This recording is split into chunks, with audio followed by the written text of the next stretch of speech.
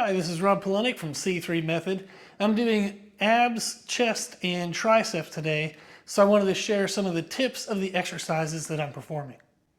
The first exercise I'm doing is cable crunches. I'm actually pairing this with cable Pallof rotations, so I'll show you both of those exercises. For the cable crunches, I have my rope grip attachment here. I have a pad here for my knees. The big thing with cable crunches is that we want to pivot through the bottom of our rib cage, not at our hips.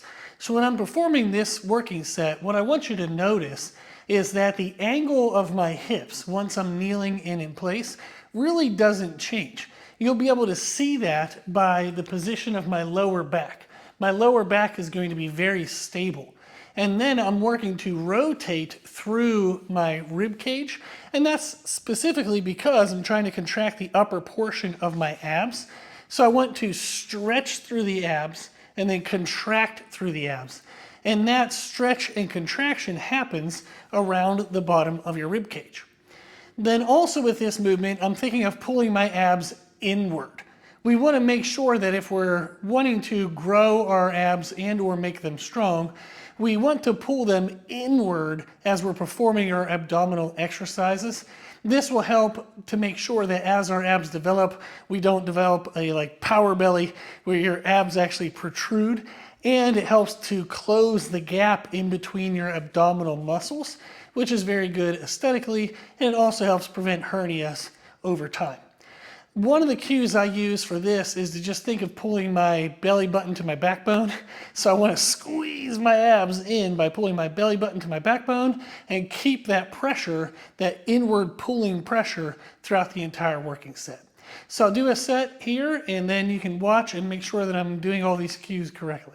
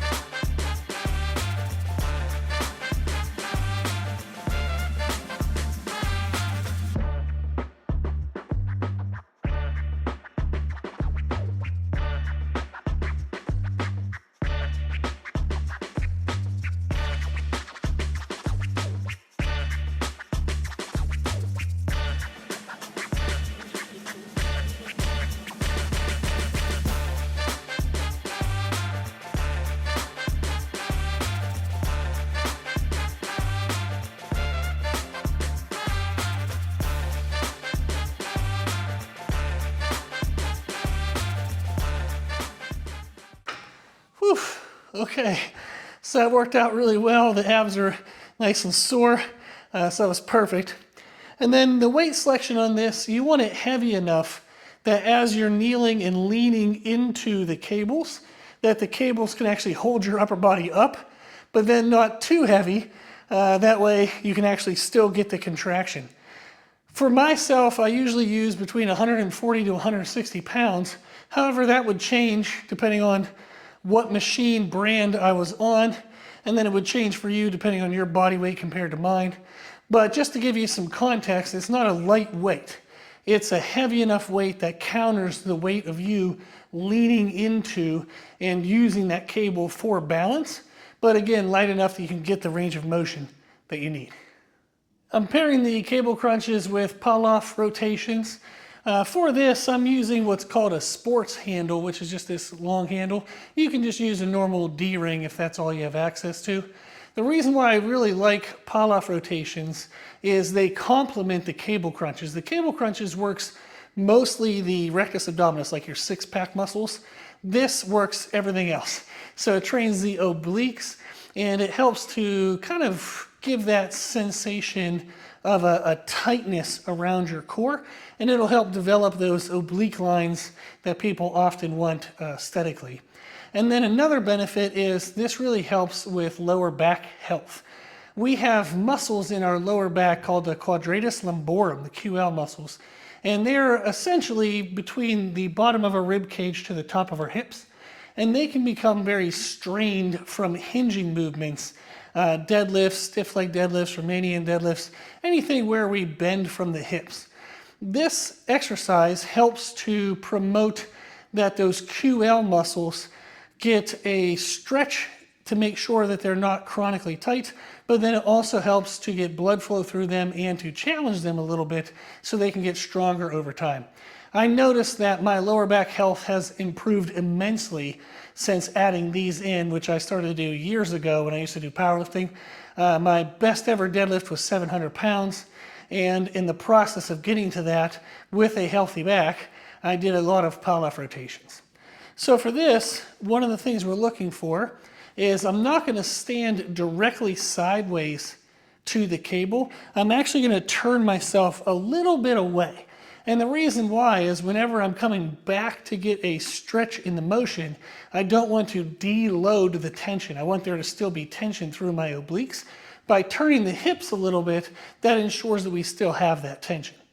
And then with this movement, again, you'll see me doing it here in a little bit, but I don't want to like twist through my hips. So you'll notice that my hips actually stay in place. So I think of the pointers of my hips always staying straight, and then I'm just rotating through my upper body.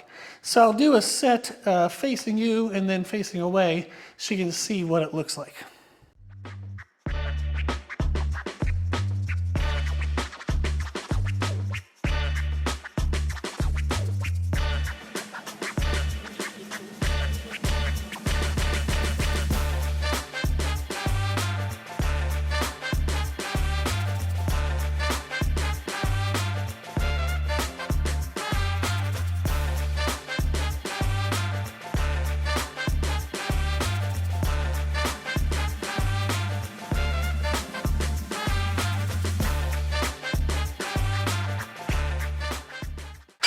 So you can see there, a nice slow controlled motion. You don't want to be bouncing in and out of the reps.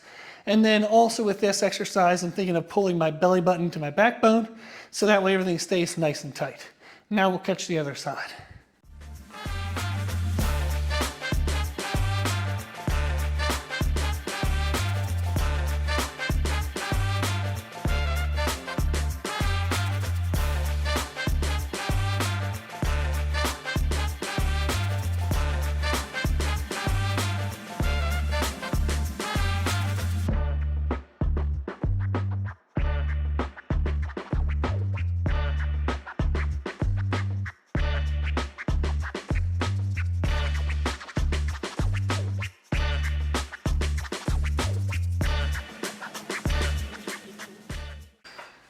Okay, again, slow, controlled.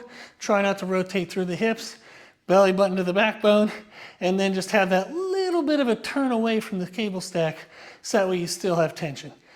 For these, I really like to do usually 3 to 4 working sets, somewhere between 10 to 14 reps, but that's a matter of preference. You could go a little bit lower, a little bit higher if you want. But I find that 10 to 14 is a good weight load to where I'm going to promote the strengthening and growth of the tissues. But it's not so heavy that I can't do it with a good mind-muscle connection. Too many things would get involved. But it's not so light that it doesn't optimally challenge the muscle in an intensity that I like. So for me, I get a good mind-muscle connection, good intensity balance around 10 to 14 reps. My first chest exercise for today is cable crossovers. A couple notes for this exercise is I like to stand kind of more in between the cable stacks. Sometimes you'll see when people grab the handles, they then step really far out and they'll do them in that position. The reason why I shy away from that is the further out in front you are of the cables, the more of the outer chest that you're going to work. Now, you're already going to be targeting mostly the outer chest anytime you do a non-converging chest press machine. Think of a Smith machine where your hands are the same distance the whole way, or dumbbell presses. Even if you have a slight inward-outward angle to try to activate more of the inner chest, since you're working against gravity, The hardest portion of the movement on the chest muscles is when you're most stretched at the bottom. And then as you contract up, as you would start to stimulate more of the inner portion of the chest, the weight actually gets a little bit easier because it's coming more over top of your shoulder joint. So in physics, the lever arm of how far the weight is and how much it weighs is the maximal when you're in the stretch position and minimal as you press towards the top. So with that in mind, knowing that I'm already going to get outer chest with everything else I do, when I do flies, I like to emphasize the midline of the chest. Now, if you're doing a chest fly machine, usually those machines are pretty even throughout the entire range of motion, so you're going to get a pretty good involvement of the middle chest. Then when I'm doing cable crossovers, the more in between the cables that I stand, so I literally stand like in between my squat rack, and I'll lean forward just enough to clear the uprights, and I'll do it in this position. As I'm out to the outside, I'm actually lessening the tension, and then as I squeeze in towards the middle, I'm increasing the tension. So this is going to allow me to more target the inner portion of my chest. And then also it helps because typically I do flies first. I want to isolate my chest, so then when I do any kind of pressing motions, my chest is pre-fatigued, meaning I'll get more out of my chest before any other muscle can fail and limit how much chest stimulus I get. So if I do a pre-exhaust and isolation before a compound, I am also coming into this movement being the first thing I've done for my chest. I then also don't want to get into this super stretched heavy position on a muscle that might not be fully warmed up. So the other benefit of doing these cable crossovers in between is it's a safe way to warm up the chest. That was a lot of words. But the benefit of cable crossovers is the more in between the cables you stand, you can target more inner chest, and it's a safe way to warm up the chest, and it makes everything else you do afterwards more effective for the chest. So there you go, plenty of reasons. I'll go ahead and do my first, well, this is actually my last working set. The first video you're gonna see of me doing this. But this is my last working set, so you can see the way in which I execute this to stay under control and really maximize the chest recruitment.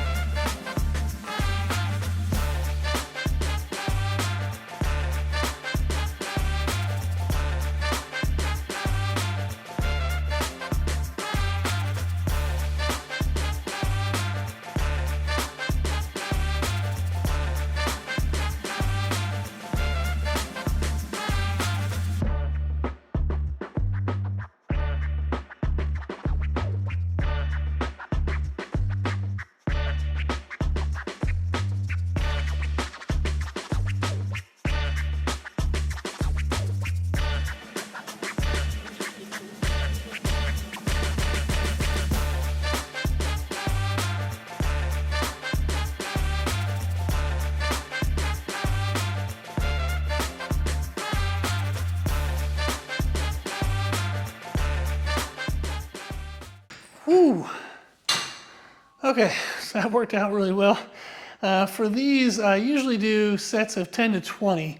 I'll start with 20, get everything warmed up, and then progressively go heavier and heavier and heavier, and usually end with sets around 10 to 14. So there, I think I got 12, and it was a really good contraction stimulus. If I'd have tried to do more, I probably would have had to swing my body into it or lose control of the eccentrics, which I don't want to do.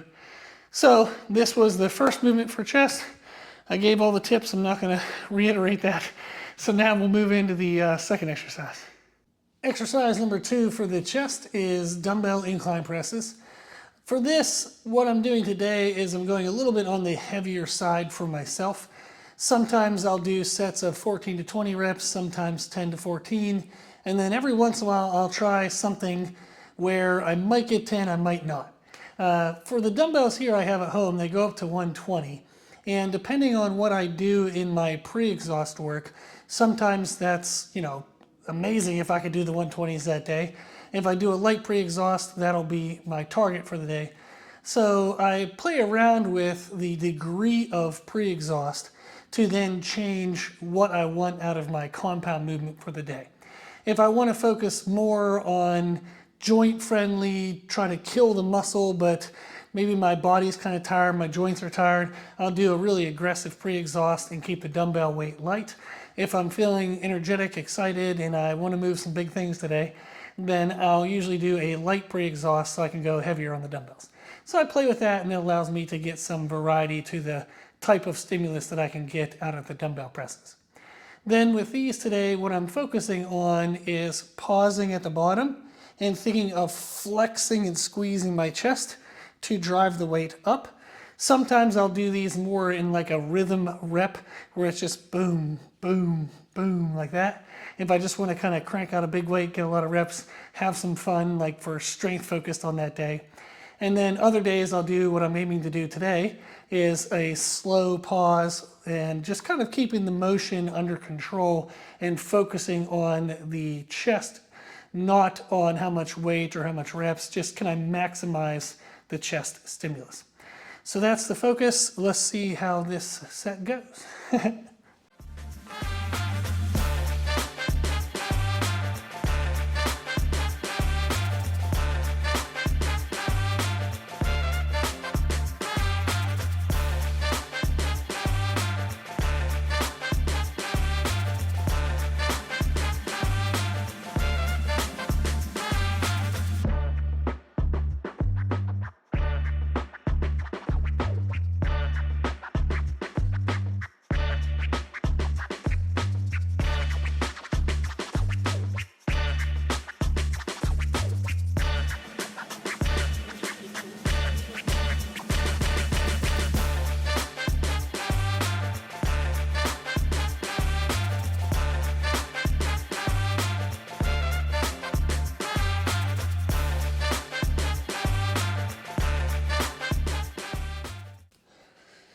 Whew. Okay, so I got 10. I like to stay a little bit short of risking anything on these. So maybe I could have gone for an 11th, but I wouldn't have wanted to get out of position at the bottom and risk a tear, or just throw it up and actually be working my shoulders and triceps rather than my chest. For me, I would rather keep my technique tight and add an extra set if I think I might have missed some intensity. That's really going to be in the long run. Like if you think of workouts over months and years, it's much better to miss a little bit of intensity and do an extra working set than it would be to get injured. And then you have to rehab that injury and or have a physical issue for the rest of your life. So I've had to learn that the hard way, but that is my focus, is keeping the technique as clean as I can and maximize the intensity, but staying short of failure. So I think of going to failure as if I was walking to a cliff. So if you think of it like the Grand Canyon and you want to see, the scenery, you would walk to the edge, but you're not going to get too close so you'd risk falling off, right? So with these kind of movements, I think about getting to the edge of form failure, but I don't want to fall off. I don't want to actually lose good form. So that's the focus. That was actually my 4th set. So that went really well. And now we'll move on to the next exercise. The 3rd chest exercise is going to be incline cable flies. I really like ending with this because the chest is now pretty much fully exhausted, but this movement is very good at targeting the upper inner portion of the chest, which is always the slowest portion to grow for everyone. So any exercise that can target this area is definitely going to help get more of a full chest development. With this movement, what I really like to do is focus on a nice slow stretch, and I think of pushing my chest up into the ceiling during the stretch so I can pull across those upper fibers. And then as I'm squeezing in, I want to keep my chest high towards the ceiling, and I want to make sure that my hands come all the way together. Just like we were talking about with the cable crossovers, the benefit of using the cables in this way and being more in the middle of the cables is that the tension actually increases as my hands come closer together. So I want to make sure that if that's the most beneficial portion, I don't stop short and just kind of stay wide like this. I want to actually make sure I squeeze all the way in. So this would be different than dumbbells. Typically with dumbbells, if you're doing chest flies, you wouldn't want the dumbbells to come above, definitely not inside of the shoulder joints, because you would actually lose tension against the chest. So dumbbell flies, you have to stay really wide. And again, as we were saying with dumbbell presses, that really works the outer portion of the chest, but that's already going to get developed with all of your presses. So I like using this instead because it allows me to come all the way to the midline and target that inner upper portion. So do a set so you can see what it looks like, but the main focus on this is slow, controlled motion and keeping your chest up on both the eccentric and concentric portions.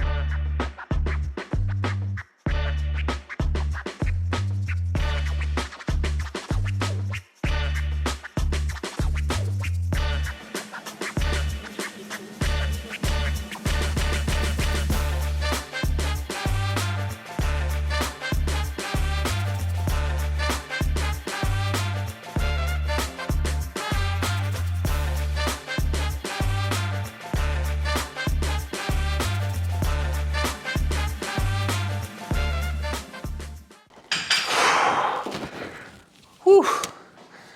Okay, so that went really well. And then one of the other benefits I like about this is a really safe movement to drive yourself into muscular failure. The most risky portion of flies would be when you're most extended and stretched. That's when the chest would be most vulnerable to a tear. However, since this one, the strength curve, actually gets harder and harder and harder as you come into the midline, you're safer and safer and safer towards the midline to really push the chest to a maximal contraction. So this is an awesome one that if we've been careful in our pre-exhaust, if we've been careful in our presses to get to like the edge of failure, but we're not risking anything, this is one where you can actually kind of really push right into it. So I really like finishing with it for that aspect as well, because now I know if I get really good grinding hard sets with this, this chest is going to be completely annihilated. So that was my fourth working set for this. So the last thing we'll do is a tricep exercise. For triceps, I'm doing some cable press downs. I'm doing them with a rope grip. This is actually kind of has loops. And what I like about it is instead of having to have my hands perfectly neutral, I can actually angle them a little bit. And when I'm doing this, I'm going to have my back supported on the pole. And when I'm pressing, I'm actually pressing down and out. So what I like to do with my hands in these loops is to angle them a little bit slanted like this.